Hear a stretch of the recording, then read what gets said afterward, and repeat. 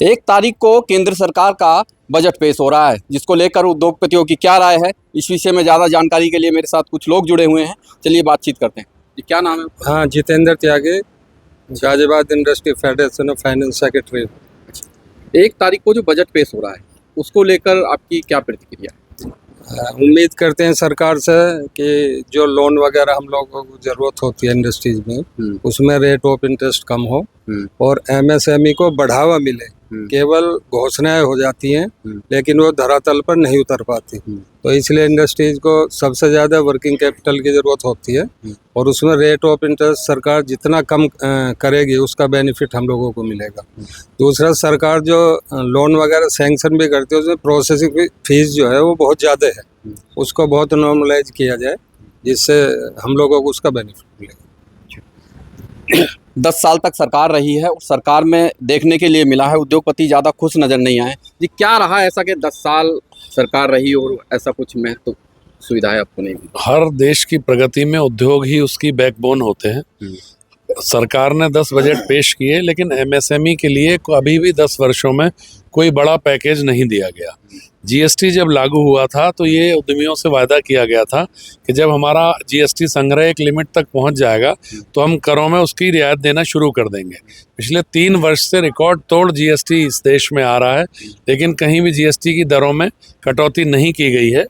अगर इंडस्ट्री को आगे बढ़ाना है तो सस्ता बैंक लोन, जीएसटी की दरों में कमी, एनसीआर में पॉल्यूशन को कम करने के लिए कोई राहत पैकेज, 60 दिन ग्रैप लगता है, इंडस्ट्री बंद कर दी जाती है, उद्यमी पे ये भार पड़ता है। चौथा, जो नए राज्य बने उत्तराखंड और हिमाचल में भारत सरकार द्वारा 10 साल का टैक्स बेनिफिट दिया गया और जो इंडस्ट्री, जैसे मैं गाजियाबाद की बात करूँ, या 32,700 इंडस्ट्री हैं एमएसएमई इस जिले में डीआईसी के आंकड़े में। पुराने इंडस्ट्री को तो आप सहूलियतें दीजिए तभी तो वो सेवा कर पाएंगे, नई को आप टैक्स बेनिफिट देते हैं, पुरानी के लिए नहीं सोचते हैं। हमारा कर का पैसा विभिन्न राज्यों में चुनावी रेवड़ियों में बट रहा है, ये बेहद दुख का विषय है। अच्छा, ये जो फ्री की योजनाएं सरकार देती है उससे कोई नुकसान होता है आपको या नहीं? ये हमारा आपका सबका टैक्स का पैसा है। अच्छा। टैक्स पेयर इस देश में 7-8% है, उन्हीं को आप पैसा दे रहे हैं। अगर 80 करोड़ लोगों को आप राशन दे रहे हैं, उन्हें रोजगार दीजिए। 10 साल से आप राशन दे रहे हैं तो कब तक आप फ्री का राशन देंगे? भाई, इंडस्ट्री और आप एमएसएमई और जो सैलरी वालों का टैक्स का पैसा बांट रहे हैं, ये गलत है। उनको आप रोजगार दीजिए ना, आप उन्हें फ्री राशन क्यों दे रहे हैं? ये मेरा मानना है। चलिए, अभी जो 1 तारीख को क्या उम्मीद करते हैं आप?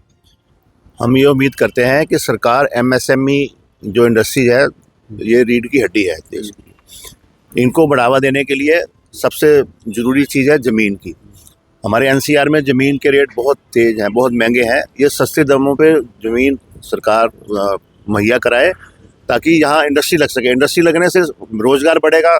जो आप इतने लोगों को राशन बांट रहे हो, यहाँ पे लेबर ही नहीं है। लेबर सब वो उनको पैसे मिल जाते हैं और राशन मिल जाता है, काम करने के लिए नहीं आता। इंडस्ट्री में इतनी लेबर की शॉर्टेज है। ये सब चीज़ों पे ध्यान देना चाहिए ताकि जो आगे जो एमएसएमई से ही रेवेन्यू भी बढ़ता है और आपको एम्प्लॉयमेंट भी बढ़ती है। हम ये चाहते हैं कि इस पे ध्यान दें। देश के अंदर जब जब चुनाव आता है, उद्योगपतियों पर इसका फर्क पड़ता है या नहीं पड़ता है? बिल्कुल पड़ता है। अभी दिल्ली में चुनाव है।